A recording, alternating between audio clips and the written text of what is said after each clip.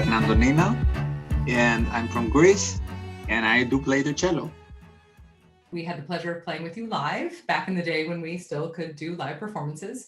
But we've also been following you online, and it's very obvious that you are very active. I mean, I think when we last talked, you said your goal was to release a video a day. Was it just the pandemic that sparked this idea, or was this a plan you already had in the works? So for me, my reaction when the whole pandemic started is like, okay, how do I become motivated and keep my drive and really keep my dream alive and try to aim as good as possible to where I want to head in my life. And I try to see generally I try to see the things as opportunity and not as a barrier when things show up, right? Which is obviously I don't always succeed, but you know, it's a way of living and a way of trying to deal with problems when they show up. So the idea was, okay, I know what I like to do, and actually it's not such a bad thing that I cannot be out to travel, because I will be more concentrated and consistent with actually trying to showcase what I really love doing and try to build up on that online. And I saw it as an opportunity, as someone coming out and saying, dude, you know, you don't have to work, so take your time and do what you want for this year, for example, right? So then I really thought, okay, if I was going 90% speed before, now I'm gonna go 150%. You know, I'm not gonna leave time in myself or to sing or to, I just do what I love, because in the end of the day, it consumes me, but it gives me the drive and a reason to be. It's not like an official goal, but I said to myself the goal, I'm gonna start every day, produce minimum one piece of content, up to 3 if I can. So according to the periods and how things are going, if I can do 3 a day, there was times I was doing 3 videos a day, like new videos, not pre-recorded, right? I wake up every day, I check the content, I see the people I like, where I would like to add some value, and I pick up the material and I do it. So I started this around consistent every day. I think I started around July, but I already started in April, you know, with the online thing, you know, getting myself comfortable in front of the camera. Also, I like communicating with the people, but I'm shy talking. It's also because English is not my mother language, but I love English. But then I had to, you know, learn to get a bit better on that as well.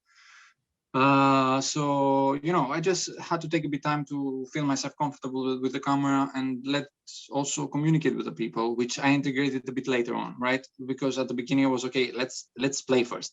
Let's play, let's get this done first. Let's get comfortable with that. And later on I added a bit of chatting, or, you know, just letting the people know who I am and be more transparent and more inclusive, not so, you know, protected behind the camera. This is what I do, this is only my professional part, and then bye. But no, this is my life, and I like, you know, it's a need for me to share it, you know. TikTok versus Instagram. Do you find that you use the platforms differently, or what is it you like about the platforms, what they do best? Not so much. I don't use the platform so much differently because of the nature of what I do, right? Because I could use, for example, Instagram more for pictures, but currently I'm just using it for videos. Right. Now, TikTok is on itself a video-based platform, right? Right. So it felt directly more natural to do it in TikTok because of the nature and how the way TikTok was built. But then it worked equally well in Instagram as well with the videos, which I didn't expect, right? So once I started doing the videos in Instagram as well, then people somehow my accounts were frozen, and then once I started the videos, then it started, you know, like revitalizing, and people were interested, and comments came. So it was, I like both platforms the same, and I don't think I don't approach my content according to the platform.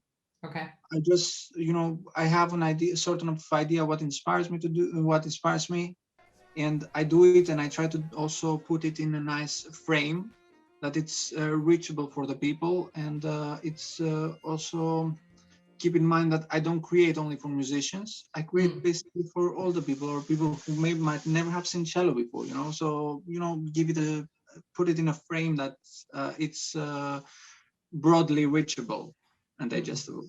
Who is it that you follow that kind of gives you inspiration when you're looking for ideas? Or is there anyone out there that you really love what they're doing, even if they're not music? Maybe they're visually influencing you, but who is it that you follow that you really derive inspiration from? I can easily remember that my triggers and my inspiration, my base as a musical idea were never classical. So, you know, I had a lot of friends on the way becoming a cellist that were also cellists or violinists or classical musicians, and they always talked about their inspirations, like Rostropovich, Misha Maisky, famous cellists, you know, Marta Argerich, all these amazing people, amazing artists. And there was a period in my life when I remember 17, 18, you know, at this transition when you just make the jump to be independent, to get to know the world by yourself, to study and to have time with yourself. I had to force it because it was, you know, the society, the classical music society, that, you know, if you would say, I don't really resonate with this, no one will tell you you cannot say that, but it's a bit like, you know, on the limits. Yeah. And Yeah. when you're young, you're a bit insecure, you know, you don't want to trigger bad reactions from people, or you don't want to make someone feel bad or anything like that. So, you know, I caught myself sometimes saying that, you know, yeah, I admire this artist or that, but I would never feel this resonating with me.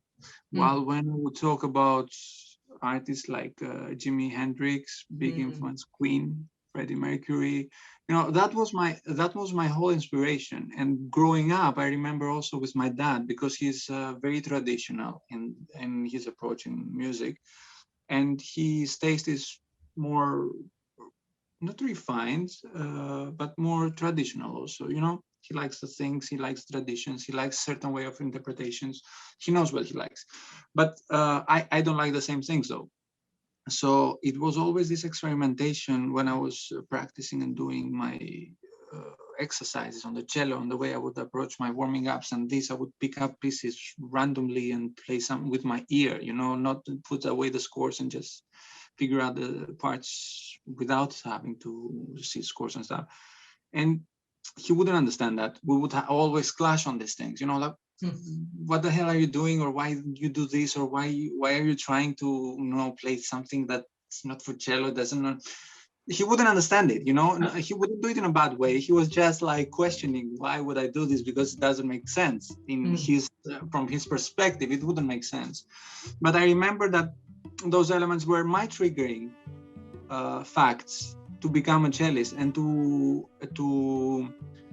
solve technical things on the instrument, or to be able to explore more sound colors on the instrument, you know. Right. So there is nothing wrong with tradition. It's just, it's all about what you resonate with. So you were basically a rebel as a child, but instead of sneaking out to parties, you were experimenting around on the cello with Jimi Hendrix. With Jimi Hendrix. It's a lot of artists. It's a lot of artists that triggered my creativity. But I can't say that it was a lot of artists from the classical music scene. I could surely say that Yo-Yo Ma was one of the artists that always inspired me. But again, in this case, Yo-Yo Ma has been a person that he has used his platform and his whole entity for something bigger, right? Not only for classical music. And I think this was what was so fascinating about him, and how I got very absorbed by his art. What do you want to bring to live performance? What are you doing online that you want to be able to do when we get back to the stage? I'd hope to collaborate with more people on stage. Definitely, I'd love to have a more diversified concert layout in the future. And that means that I wouldn't like to bound myself into genres, or if I play classical music exclusively, or if I do pop exclusively, or I would like to be able to equally play chamber music, classical, different projects, pop, rock, electronic. Of course, something that would inspire me and fit in my aesthetic, right? Not like anything coming up, but I would definitely wish that I would have the opportunity when this whole pandemic situation is in the past, that I'll get the chance to diversify my concert activities. That would be something I would really aim for. Yeah, I mean, it makes total sense. We're classical musicians, classically trained, and we love the industry, but there is a bit of a box to it that, a lot of people are pushing the boundaries on, and this past year and going digital with almost everything has really allowed us to step outside the box. I think a lot of people want to bring that to the stage when we go back. So yeah, you have been active online, and I would argue that collaborations have been a huge part of your online presence and growth. We've seen this surge on people joining Instagram, joining TikTok, sharing videos, creating content. What do you think of that will stay post-pandemic? Like you said, when this is kind of all over, when we can go back to whatever normal looks like, what of that digital side is going to stay? From now on, I don't think the online will go away from me. The intensity, or it will depend on what our schedule in the future will be. I think we will all be maintaining our online activities, because once you learn it and you know how to do it, there's no reason for you to stop it. You could do it anywhere you are, and it's only a plus. And as long as you enjoy the process, why stop? I'd really hope that all these things happening online, that will just somehow happen also in real life at some point. I'd really wish and hope for that. Yeah, I think you made a really important point there, because we've asked a lot of people as we do our interviews, will the online content stay? And you made the point of saying, if you're enjoying the process, there's no reason to stop, because plenty of people we've gotten immediate no, it's not gonna continue, or but it's generally about whether or not it's something that you've come to love and come to enjoy, or is it just something you have to do in the meantime? Right. I believe that if you have the freedom to do what you love and showcase it in your own platforms, and if you're enjoying that, I don't see why someone would stop doing that. Yeah, it might get more busy the life, but then the intensity might decrease, of course, but stop doing it, I don't think it will stop. Yeah, I was actually wondering to myself, with how much you're producing and posting every day, when do you practice? Like, when do you learn these pieces? The process is like, basically, you identify the material you would like to create. And once you identify, you take a bit of time, you think about it, what you would like to do, so first you just picture it in your mind, then you practice it, and then you just record, and then you put it together, and then you export, and then you do the hashtagging, and then rinse and repeat. Why is exporting the worst? I mean, how many times have we said export in the last year? And talking to you, I'm realizing how much more creativity goes into you putting up a video, and then you're doing however many a day, 25 million. That was slightly exaggerated. Well, I'm American, we exaggerate. It's truly like applause to you. I think you've given yourself plenty to do.